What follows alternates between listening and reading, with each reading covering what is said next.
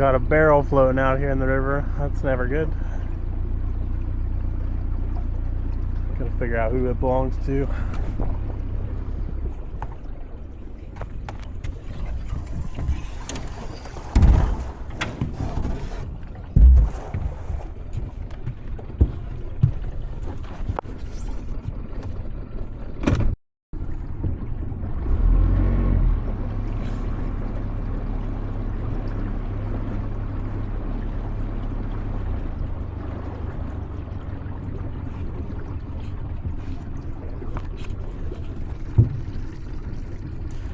All right, I hadn't been out here since we moved Scott's houseboat. I just want to take a little break from coming out here to the river. I've been coming out to make a video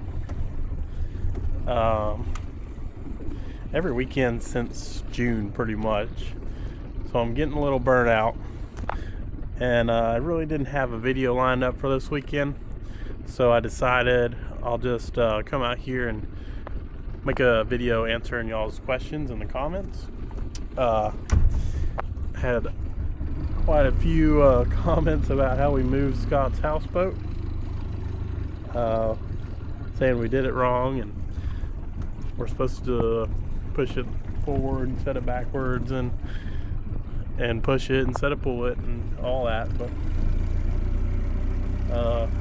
I'll go. Let me tie this boat up and I'll run through all that with y'all.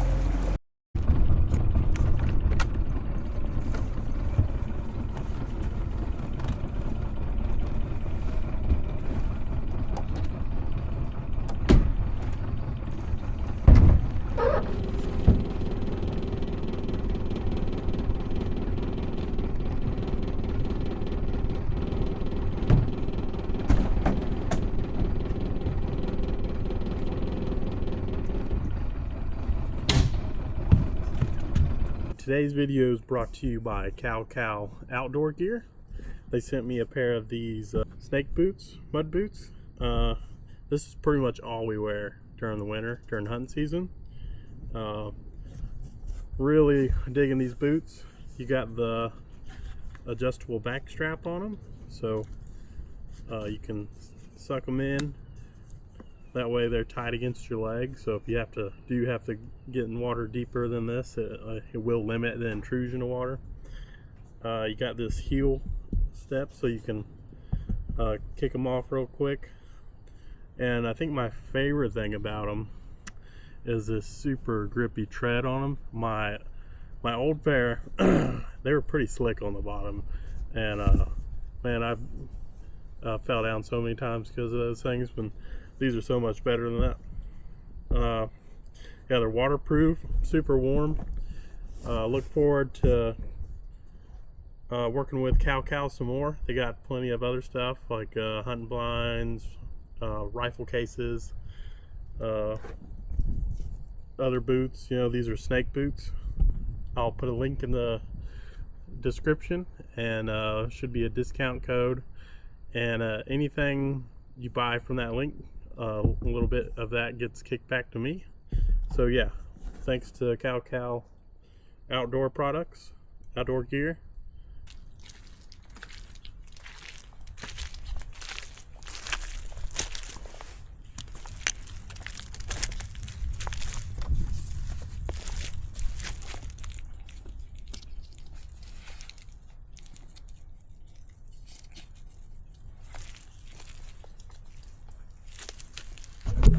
Alright, so we moved Scott's houseboat up the river 2 weekends ago.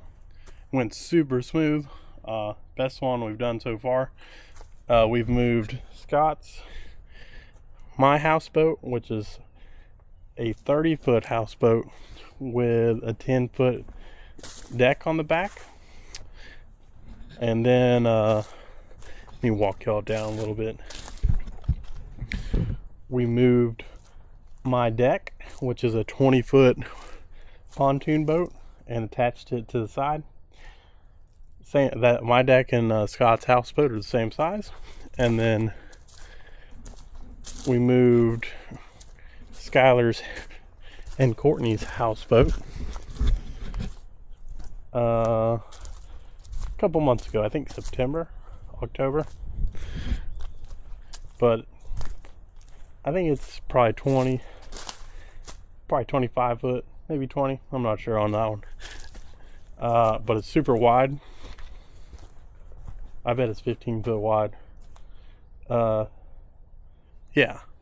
So over the past 6 months, that's 4 houseboat moves. We've done it. We pushed them from the back. That's how we did Skylar and Courtney's. My houseboat, we tried pushing it from the back, and the boat kept breaking free. So we ended up tying a houseboat a boat to each side and pushing it that way, which worked out pretty good. My deck, I just tied a really long rope to it, drug it up the river, just because it was kind of the simplest way to do it. It wasn't a great place to push from the back. I probably could have built something to do that, but I just didn't want to spend a ton of time on that. And then Scott's had a lot of comments saying, hey, y'all should push the houseboat from the back instead of pulling it with a rope. I agree. That's the better way to do it. But I'll show you. Let me spin you around.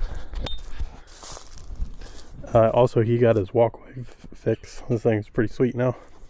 His porch, so this is the front of the pontoons where you would normally push this thing forward. He built his houseboat over the whole length of the pontoons to maximize the space inside. And then he cantilevered a porch off the front. So if you you tie a boat to the front of that and then strap it down real hard, what you have to do so it doesn't come loose, and then you start working your way up the river and the current pushes it over, there's a good chance it's going to break that off. I'm sure he did a great job attaching it, but it wasn't worth risking tearing that up to save 10-20 minutes of pushing time or moving time. I mean, it would take you a couple hours to fix that if it broke off. So I'm sure you're like, okay, well, why not just push it from the back? Here we go. Like, there's nowhere to push from the back. Like, sure, you could screw a board to push off of that, but then you're just putting unnecessary screw holes in it, and that's like a good way to ruin a houseboat by having a water leak in it. But yeah, so, and I mean, we pulled it. We had a boat, Scott's boat, pulling it from the back. We tied my boat to the side, and you can see where mine was tied right there, and it skinned it up pretty decent just from me being attached to it. I didn't really push any because of that, and they seem to have it handled pretty well. Yeah, Gordon's boat didn't skin it up so bad. But yeah, I mean, I understand that pontoons are made to go a certain direction and all that, but this thing's not likely going to be moved again. So that's why we moved it the way we did. I mean, we could have made a push bar for the back or a bumper for the back, pushed it that way. I mean, and it would have saved us 30 minutes. But then your other limitation is this thing's got barrels all the way down the center of it. So you can only push as fast as those things will stay under there, which is, we figured out on Skylar's houseboat, is about 2 miles an hour. Any faster, those things start coming out. They'll roll, and come out from under there. So sure, we could have saved some time pushing up the river by doing all that, but then we would have spent time, setting all that up. And we were only moving this thing for an hour and a half. We started around 9 and we were up here at 10:30 cooking lunch. So yeah, I just wanted to run through all that with y'all. Had a couple comments about it, and I try to comment back or reply to all the comments, but it's kind of hard to do that without being rude, like I had a guy keep telling me, yeah, you can do that. He does it in Louisiana in a giant river that they move with barges in, but this isn't a giant river in Louisiana. It's a small river in northwest Florida, and there's down timber everywhere in this thing. The weekend we moved it we planned this thing for 6 months. The weekend we moved it, the river was flooded. It was almost at 7 feet. Yeah, so all that stuff was under the water, and so we could just ease up the river. So we didn't. Well, you have to be hyper efficient about this, and also said,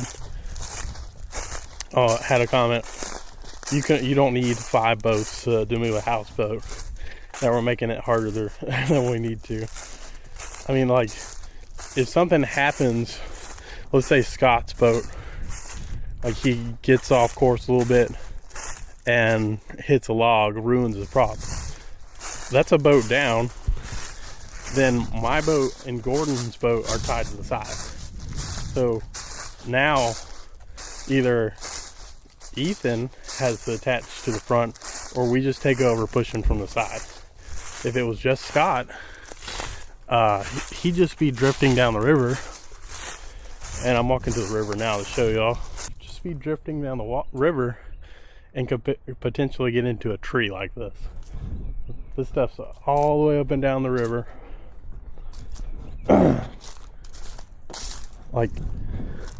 And you can see the other side of the river right there. It is not very big.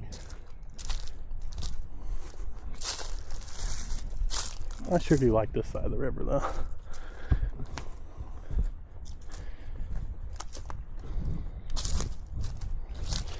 So yeah, it's not worth tearing up Scott's houseboat to save 30 minutes when you could put it into a tree like that, and like it could take hours to get it out from under there. I'll see if I can't insert the video from when we moved my houseboat. Me and Richie were tied to each side of it, pushing up. Richie had got a little bit too far over and caught a stump just under the water.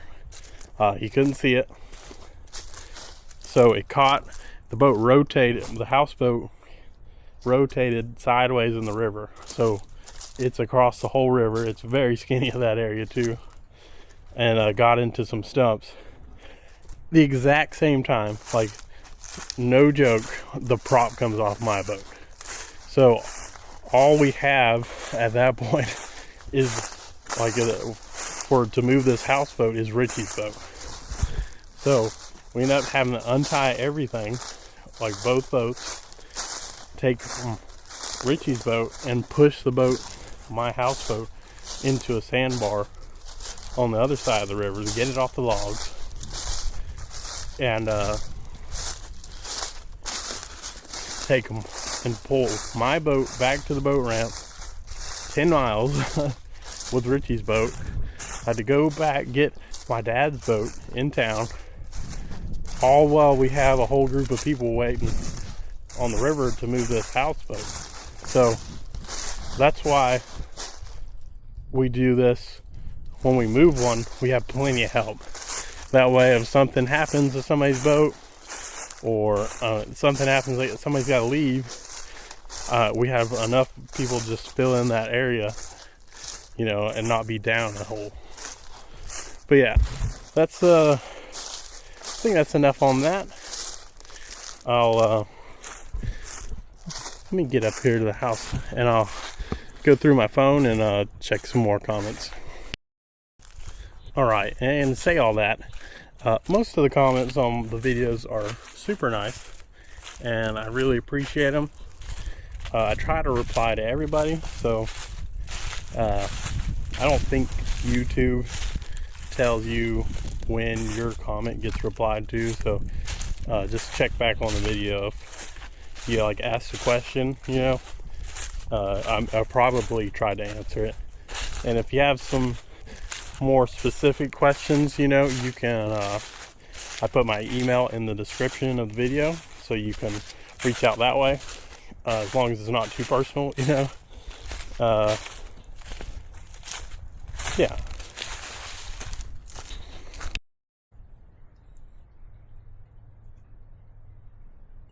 Alright, I just want to read through a couple comments and try and answer some questions. So this one says, beautiful woods, so open. Is it because those dry land areas you walk through are flooded swamp part of the year?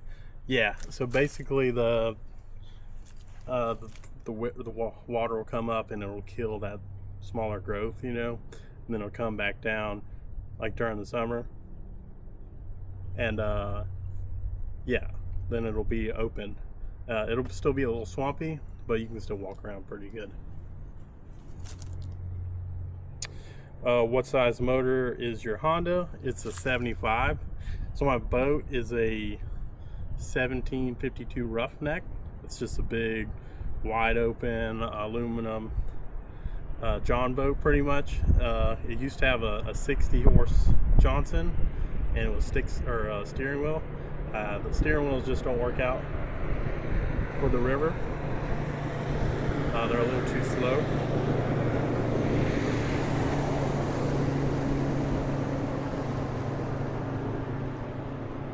Yeah, so steering wheels aren't that good for the river. It's a little too slow on all these tight corners, and you got trees to maneuver around.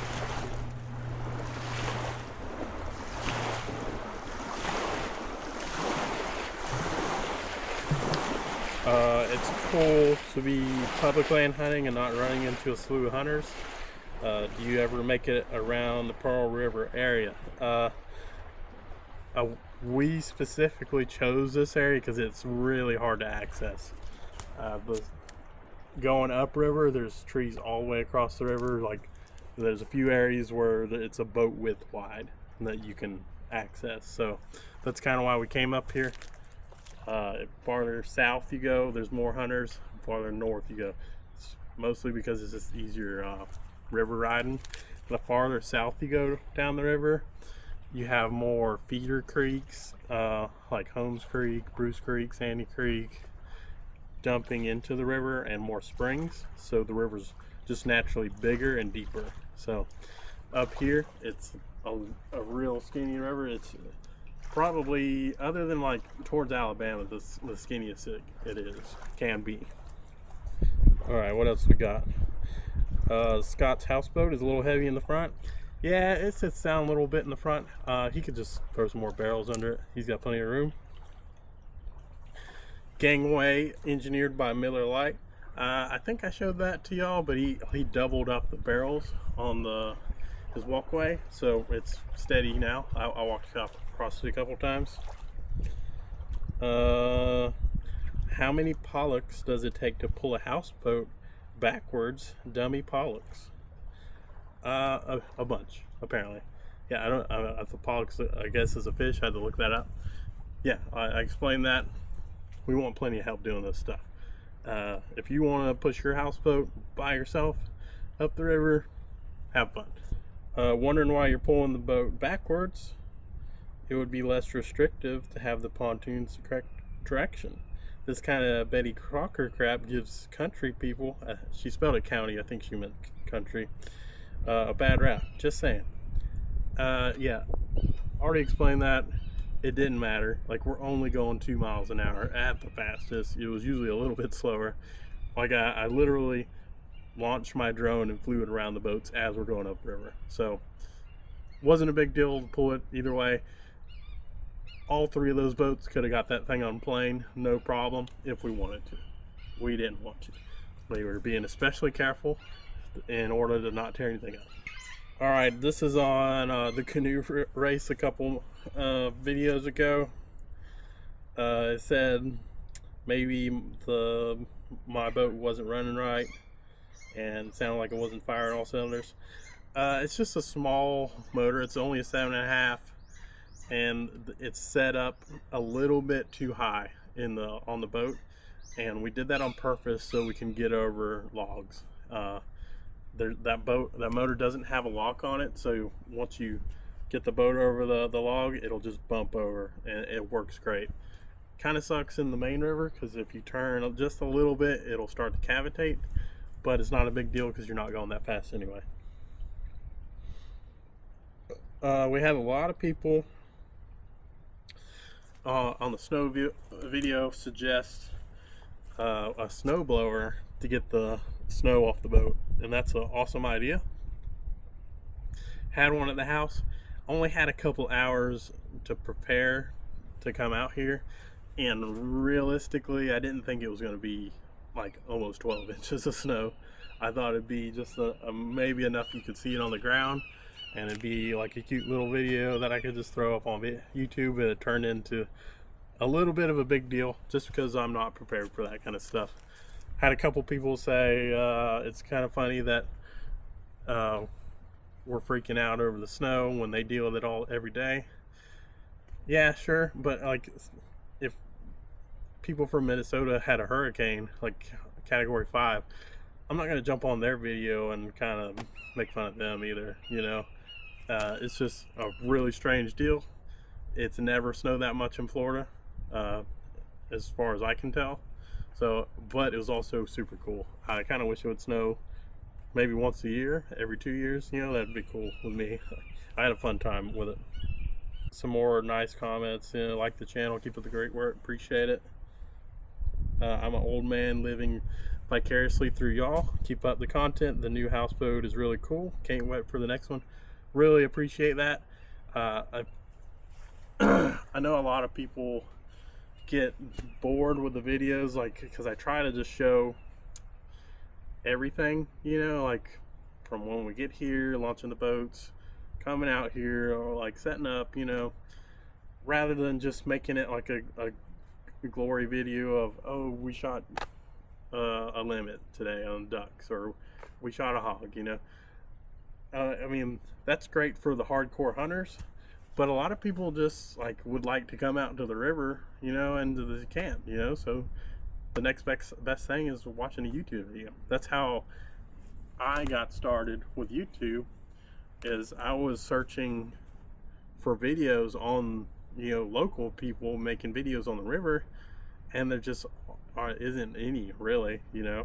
So I just started recording our hunting trips. So like I've only been doing this since June, which is like what, 8 months. So it's been doing great. I'm having fun, but getting into that, I'm probably gonna slow down the videos and only publish videos that I feel like are gonna be like good videos. You know, I put a couple out recently, I've been trying to do a video every week, and you typically only get one shot at making a video, you know, like it's pretty time consuming coming out here a day every weekend, filming, and try to make it into a decent video. So what I think moving forward is I'll slow down.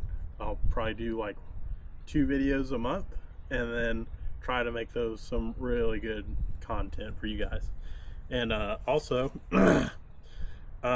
if you got any ideas, like I have a few ideas like I want to do with the group, but if you have any you think would be a good video, leave a comment, you know. I'm all ears open, you know, and open to suggestions, you know.